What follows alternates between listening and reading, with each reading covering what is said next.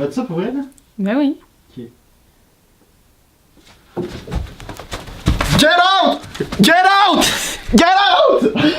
What the fuck? Allô tout le monde, j'espère que vous allez bien. Donc cette semaine, on se retrouve pour une nouvelle vidéo. Pour ceux qui le savent déjà, je suis actrice. Puis, dans le fond, on a écouté les Oscars hier, puis j'ai invité mon amie Carl à venir faire une vidéo avec moi pour donner ses impressions. Fait que, explique-nous donc comment qu'on a découvert cette connexion-là qu'on avait pour le cinéma. Ouais, ben c'est ça, dans le fond, là, je te dirais que la raison pourquoi je suis ici en ce moment, c'est vraiment parce que ça part du fait qu'on se connaît parce que on aime tous les deux le cinéma, on a tous les deux cette passion-là pour le cinéma. Puis on a décidé à un moment donné qu'on allait écouter les Oscars ensemble, puis c'est devenu une tradition. Puis là, chaque année, on écoute les Oscars ensemble. Mais c'est religieux, là. Ouais, non, c'est on est là à l'heure pile, puis du début à la fin. Puis c'est tellement long les Oscars, là, tu sais. Ça finit, il était minuit, puis ça commence à 6h30, ça finit à minuit, puis on a tout vu, là, tu sais. On a tout vu. On est des vrais. Ouais. Puis c'est bien important de vous mentionner aussi que nous, mettons, c'est nos... comment on dit ça? Nos opinions qu'on vous donne, là. Tu sais, on se base pas sur personne, puis on n'est pas en train de commencer un débat non plus, c'est vraiment notre avis sur ce qui s'est passé pendant la soirée, puis ce qu'on est d'accord, ce qu'on n'est pas d'accord, ce qu'on a aimé, ce qu'on a moins aimé, puis c'est tout. Fait que on va commencer par vous parler de notre impression de la soirée en général. Tes impressions en général, Élie? Mes impressions en général. Honnêtement, moi, j'ai trouvé, cette année, là, les décors, je trouvais que c'était incroyable. J'ai trouvé ça tellement beau parce que c'était quand même simple comme décor, mais je trouvais que, tu sais, l'ambiance qu'il avait créée pour chaque personne qui embarquait sur le stage, puis tout ça, j'ai trouvé que c'était vraiment super beau. Sinon, à part ça, au niveau des robes, parce que, tu sais, je suis une fille, il faut que je parle de fashion un peu. Ça, c'est ta partie. Mais au niveau des robes, j'ai pas été vraiment impressionnée par les robes que j'ai vues.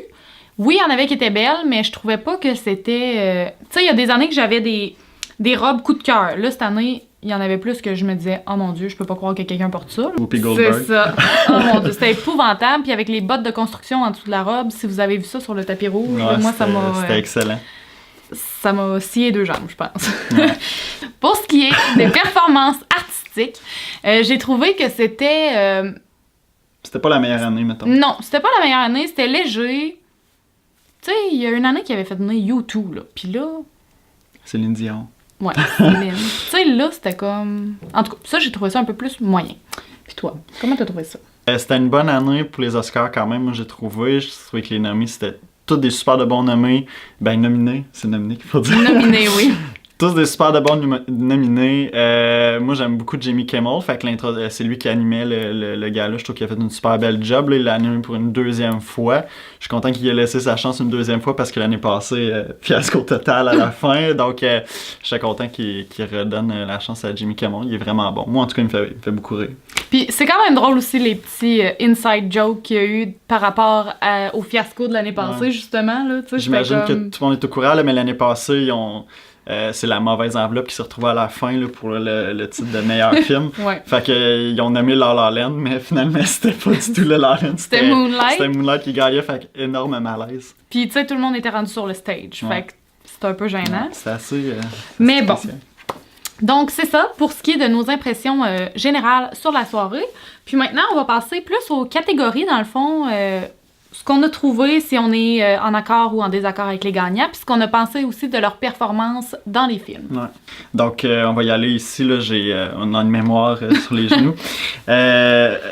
Moi, ce que je trouve important, en tout cas, moi, personnellement, je trouve ça vraiment important de mentionner le film de Denis Villeneuve, qui est un réalisateur là, qui a maintenant une carrière internationale, mais qui est québécois, qui est né au Québec, qui a étudié à Montréal. Puis, c'est pas sa première nomination aux Oscars, mais cette année, c'était le film Blade Runner. Oui. Qui était excellent, by the way. Et ils ont gagné 2 Oscars. Meilleur effet visuel et meilleure direction photo. Ouais. Donc, c'est le film, en fait, ce que j'ai le plus aimé de ce film-là, c'est le visuel, donc, qui gagne comme meilleur effet spéciaux et comme meilleure direction photo.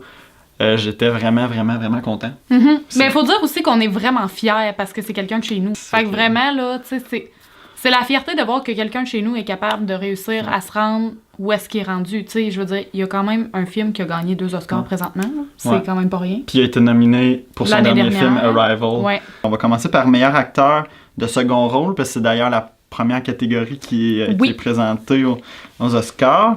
Le gagnant, Sam Rockwell pour Three Billboards Outside Ebbing, Missouri. On a écouté d'ailleurs ce film-là ensemble. Ouais. Et moi, j'étais tellement contente, là. Ouais, moi aussi. Puis, tu sais, il faut dire, là, que j'écoutais le film, là. Puis là, tu sais, je sais pas si vous l'avez vu, mais si vous l'avez vu, vous savez qu'au début, tu sais, il est pas super gentil. Puis à un moment donné, tu sais, il devient un cœur tendre. Puis il y a vraiment moi, là, il m'a conquis. Vraiment, là. Il y a vraiment une progression dans son personnage. Puis c'est vraiment intéressant de le voir. Il y a plusieurs facettes à son c'est ça, à son jeu d'acteur. Ouais. C'est de voir par toutes les facettes qui passent, puis à quel point il le fait d'une façon à lui, mais que c'est extraordinaire, je trouvais, ce qu'il faisait. Puis vraiment, là, moi, j'étais super contente quand j'ai vu que c'était lui qui gagnait, malgré ses cheveux en pétard. Ses cheveux en pétard. Mais cette petite anecdote, là, je sais pas si tu te souviens, là, il a raconté que quand il était à l'école, en année, son père il est venu le voir, il a dit il faut qu'on parte, c'est ta grand-mère. Puis là, une fois dans l'auto, il a dit qu'est-ce qu'elle a, grand-mère? Puis il a dit ta grand-mère, elle a rien, on s'en va au cinéma. Tu te rappelles-tu? Il a dit ça dans son speech de remerciement, ça, je trouvais ça bon.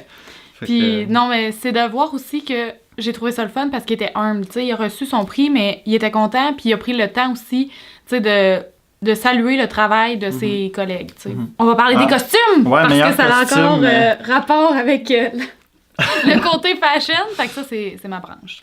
Mais dans le fond, moi, personnellement, j'aurais tellement aimé ça que Beauty and the Beast remporte l'Oscar pour ça, parce que j'ai trouvé, là, que les détails des costumes, puis que les costumes étaient tellement bien faits. Fidèle beaucoup. Vraiment fidèle aux animations qu'on voyait quand on était jeune. C'était ça, mais version humain. C'était parfait. Ouais. Ben, je l'ai vu venir un peu le gagnant. Le gagnant, c'est celui que pour le film Phantom Thread, qui est un film sur un designer justement de grandes robes et tout ça. Fait que je me doutais un peu que ce serait lui qui gagnerait parce que les robes sont assez incroyables dans ce film-là. Mais c'est certain que.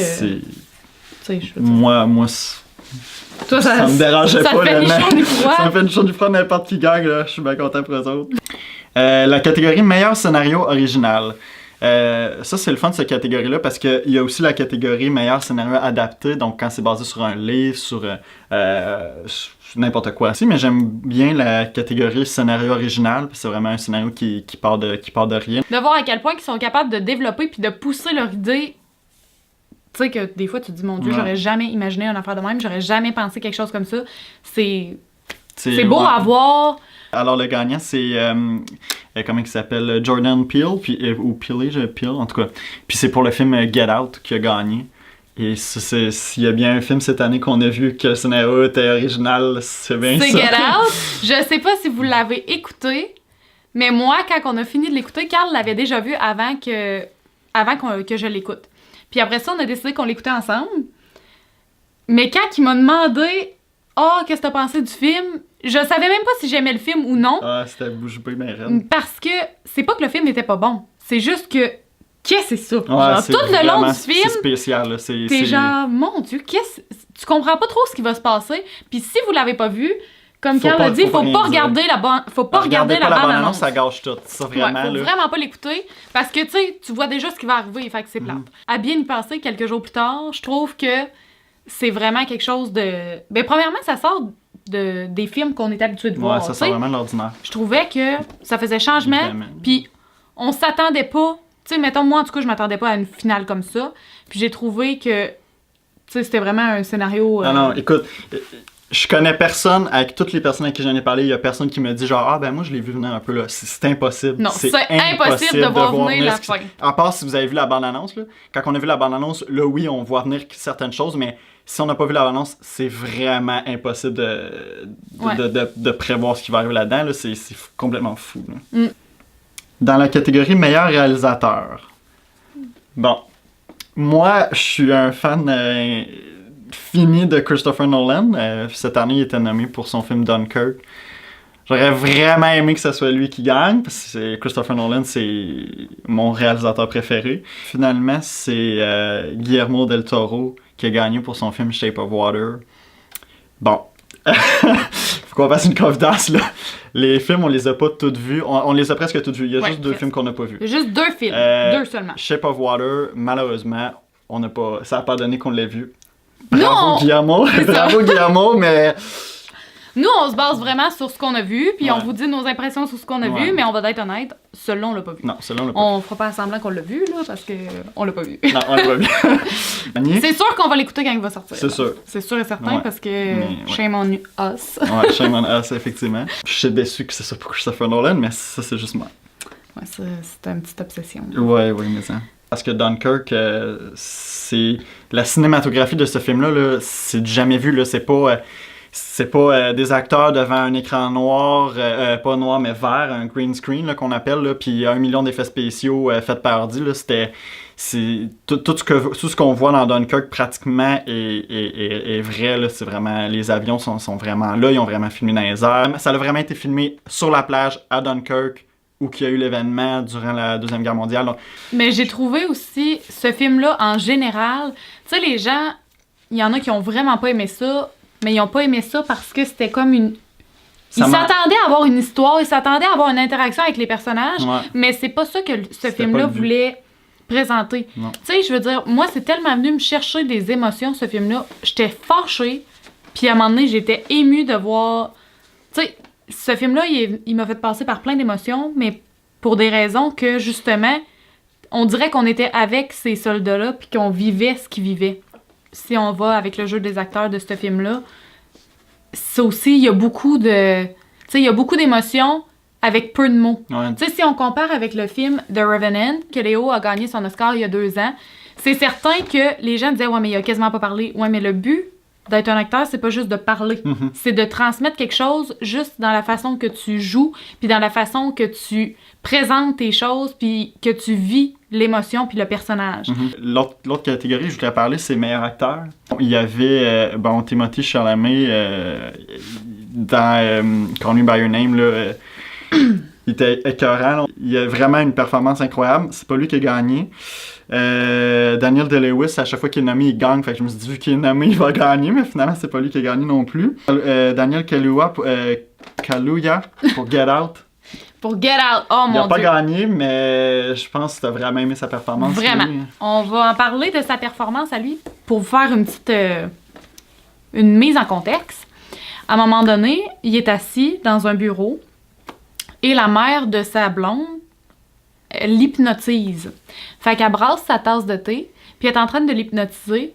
Fait que lui, il est comme cloué à la chaise, si on veut, puis il peut pas bouger son corps. La seule partie de son corps qui bouge, c'est ses doigts, puis son visage.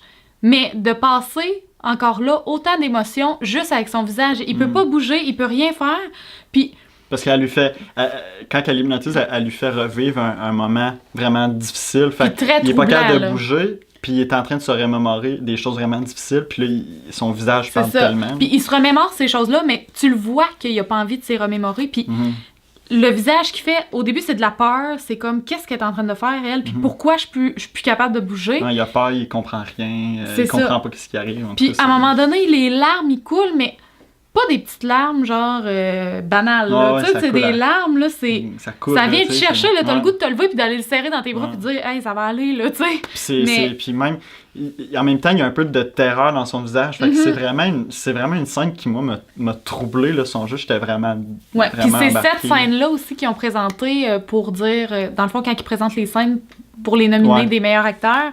Puis c'est cette scène-là qu'ils ont présentée, puis je trouvais tellement que c'était... On écoutait le film, on dirait ça c'est la scène qu'il faut qu'ils mettent, qu'ils présentent aux Oscars quand ils vont nommer son nom dans les nominés, puis c'est exactement la scène qu'ils ont C'est ça, absolument. C'est Gary Oldman qui a gagné. Gary Oldman, c'est un acteur que j'adore, fait que je suis content qu'il ait gagné.